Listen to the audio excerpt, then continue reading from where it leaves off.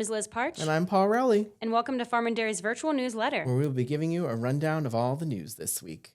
And Liz, I guess you were just someplace really fun, happening, and exciting recently. Please tell us about it. Yeah, it was really fun. Yeah. So last week I covered Penn State Ag Progress Days. We actually had a booth there, which was really cool. Nice. For the first time in 15 years, apparently. But that included covering a joint informational meeting between livestock producers and the Senate and House Agriculture and Rural Affairs Committee. Oh, okay. So, this is a really informative meeting as it, livestock producers representing industry groups discussed challenges in agriculture today with government officials. Yeah. And these challenges included, just the high costs associated with building, infrastructure on these farmlands, Yeah. the high, property taxes, as well as slow permitting process for getting these farmland projects and construction approved. And a lot of producers were saying this is the biggest barrier for the younger generation getting involved in agriculture. Yeah. Yeah, they also discussed the Pennsylvania's 2025-2026 budget, which has been really in a lot of discussions lately as legislators are continuing to debate the budget, which is 6 weeks overdue. Oh, my. Yeah. Darwin Neasley, president of the Pennsylvania Cattlemen's Association, noted that the budget slashed funding for the Ag Excellence Centers by $800,000.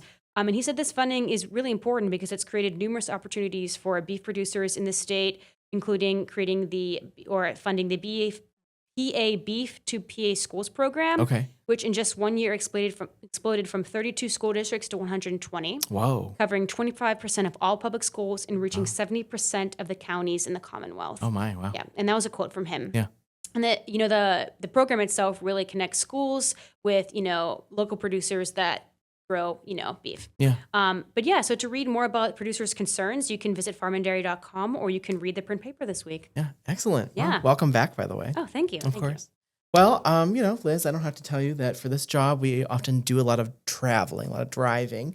In my travels, I've uncovered a lot of spots that have just been pretty neat. I was glad to visit. Some of those include Put-in-Bay, Ohio, which I just traveled to recently to go hear about the harmful algal bloom forecast for the season. Spent a lot of time on the water that day. It was really nice. I also love the village of Mesopotamia, Ohio. Shout out to them over there. Not only just for the fact that it's called Mesopotamia, and I think that is so fun, but also just a very quaint, charming little place. From contributing writer Jake Sikowski this week, in one little corner of Warren County, you'll actually find a neighborhood. This is maybe adding to the list of cool places in Ohio. You'll find a neighborhood there that is also a working farm, which is kind of cool. Oh, that's so cool. Yeah. Dream come true. It's called an agri-hood, and it's called Aberlin Springs.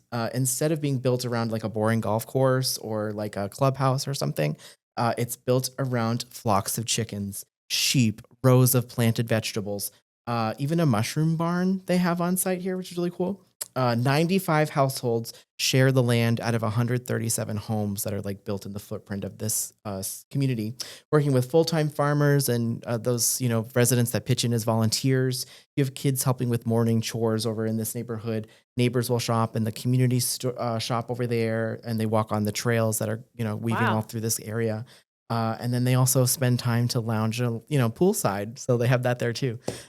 This project started in 2018 when developer Leslie Aberlin combined her background in home building with a passion for healthy living. Today, residents range from, like young families with a lot of kids to retirees. There are single people that live in this neighborhood and even a few couples that live well into, they're like in their 80s at this point. The cost of living, a single family home here costs about $500,000 on average. And there's also homeowners fees that tie directly into the supporting the farm that's there as well. Some residents are really deeply involved in the farm life, while others just kind of enjoy having access to like the fresh produce that is grown here and just being kind of immersed in that sort of environment. I guess you can call it sort of like an intentional community that they have built at this Aberlin Springs here. Everyone is automatically, though, a part of the Aberlin Springs CSA, that's community supported agriculture. And so you can pick up like your produce and stuff every week, which is Aberlin Springs is kind of a compelling model. You've got neighborhoods that, not only preserve land, but also preserve food for the people that are living around them. And Aberlin Springs is really one of them. So could agri-hoods like that be the future of community living? Possibly. With an estimated 200 that are already in or across the United States, Aberlin Springs might just be kind of a glimpse of a future that is like, not so far away anymore. at least for people that have the means to, get their way into well, that. But hopefully it becomes a bit more accessible, but yeah, that sounds really cool. indeed. Cool Yeah. story, huh? Yeah. Awesome. Well, at Penn State Ag Progress Days, I also covered the Pennsylvania Century and Bicentennial Designation Ceremony, where 3 Western Pennsylvania farm families received Century Farm designations. So that was really cool. Yeah. This includes 2 farms from Cambria County, including the Partsch family farm and the William J. and Richard Farbar and Joseph Burkhardt farm. Good for them. Yeah, as well as a farm in Blair County, the Clinton and Jessica Black farm. Oh, nice. Which is like kind of central Pennsylvania, but we're kind of including it for that purpose. Yeah. So anyways, the Partsch family farm was established in 1924 in Conemaugh Township, Pennsylvania. It started out originally as a dairy farm and then transitioned to a beef farm in 1965. Nice. And today it is run by Soya Partsch and her husband, John Prisilak, where they raise, beef cattle and grow hay as well. Wow. Yeah, it's really cool. The Farbar family farm was bought in 1918 in East Carroll Township, and that's the other Cambria County farm. They raised dairy cattle and chickens and did custom thrashing for people in the area originally. And I think custom thrashing is like harvesting. Okay. Something to do with that. So today, they continue to raise beef cattle, and their main business is growing hay for horses. Oh, okay. Yeah, so it's really cool. Yeah. This was really a special event for me to cover in particular because, which, as you may have guessed, my family was one of the families to receive this Century Farm designation, the Partsch family. Really cool. And in particular, it was really special because Harold Partsch, who is Sylvia's dad and my great uncle, he was there, and he's 89 years old. Oh, wow. And initially there was a lot of debate about whether he was going to be able to attend just because he hasn't been in the best health, and he's he's pretty old. That's a large trip for them to make. Yeah. But he was able to come, and everybody was really excited because he really is the one who taught Soya everything about farming, and which is such a role model for him. So to have him there, holding that sign was really, really a big deal. And I think a lot of us kind of teared up. A lot of people, all the families really teared up. So it's such a special event to get to experience. Yeah. But Well, good for him. That is like so cool. yeah, it was awesome. Yeah. Well, the Environmental Protection Agency issued new guidance on August 14th to address problems with diesel exhaust fluid systems that can cause newer model, heavy duty, obviously diesel fuel burning vehicles to suddenly lose power or slow down, relieving somewhat of a headache, obviously, for like farmers, truckers, other people that rely on diesel vehicles. The people obviously are quite happy about this. Starting in 2027, manufacturers will be expected to produce engines that implement a gradual slowdown of the vehicle, or at least of power to the vehicle, of reduction in power, when they run low on DEF, giving drivers a little bit more time to address what's going on and like be able to safely pull over without the vehicle just like turning off or sputtering out or that kind of thing. Diesel exhaust fluid systems are intended to reduce harmful nitrogen oxide emissions. So that is like the purpose of that. Anyway, an announcement for the change, the EPA highlighted a literal chorus of support from industry leaders who said that DEF system failures can stall planting and harvest, while truckers are often left kind of like contending with downtime and then like expensive towing bills if they have to break down because of this. Don't like that. Right. When their vehicles lose power like that. Trucking and bus industry leaders also supported this move and said that the updated rules will prevent safety risks, reduce like costly breakdowns, and then keep goods and passengers moving. So they're all very pleased about this. Yeah. So. Well, that's some good news. Yeah.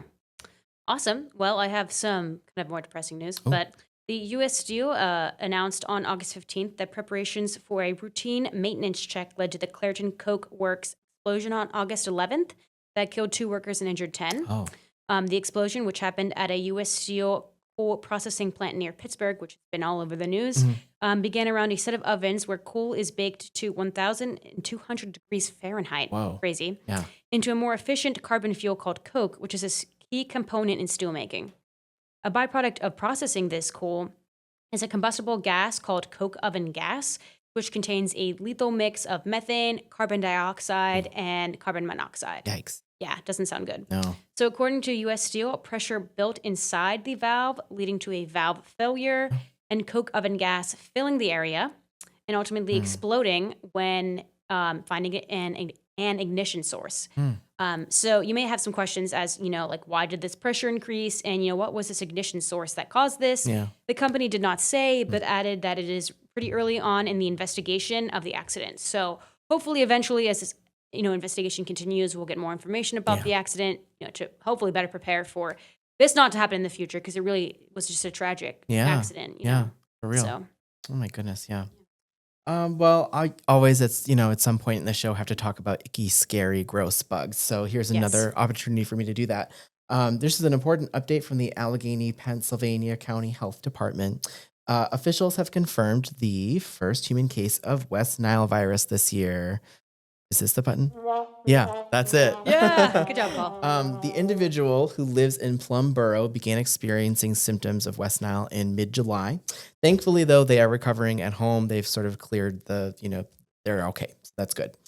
If you're not familiar out there, West Nile virus is spread by mosquitoes. Hate them for that. Yeah. The good news is that most people who will actually get infected with West Nile, which is about 70 to 80%, so it's not like a negligible number, they never actually develop symptoms. So that is kind of good news. Yeah. For those who do, the illness often kind of looks like a fever with headache, body aches, diarrhea, rash, like all those kind of gross symptoms. In rare cases, though, it can lead to serious neurological issues like brain or spinal cord inflammation. Not good. The health department has already stepped up mosquito surveillance and investigations in the Plum Borough area, but they're also urging everybody to take precautions. So especially over there, but pretty much anywhere, it's good, advice. Get rid of standing water around your home. Make sure window screens are intact, like don't have any little tears in them or anything. And then use insect repellent if you're going out at night, or especially like at dusk or dawn. That's when mosquitoes are really active. So spray yourself down. If you're concerned about, possible symptoms that you've had and you're maybe worried about that you've contracted it, contact your healthcare provider for a little evaluation and feel better. And if you spot problem areas with stagnant water in your neighborhood that like you can't address, your neighbors can't address, you can report them through the Allegheny County's website because they'll take care of that for you from there, which is nice. For more resources and frequently asked questions about the West Nile virus, you can head on over to the CDC's webpage at cdc.gov. Yeah. So Rats, those damn mosquitoes. I know, they're Ugh. killing us. I know, right? Yeah. Awesome. Well, that is our top stories for the week. Indeed it is. And to read more, check out farmanddairy.com or find your local newsstand. And thanks for tuning in, and see you guys next week. Bye-bye.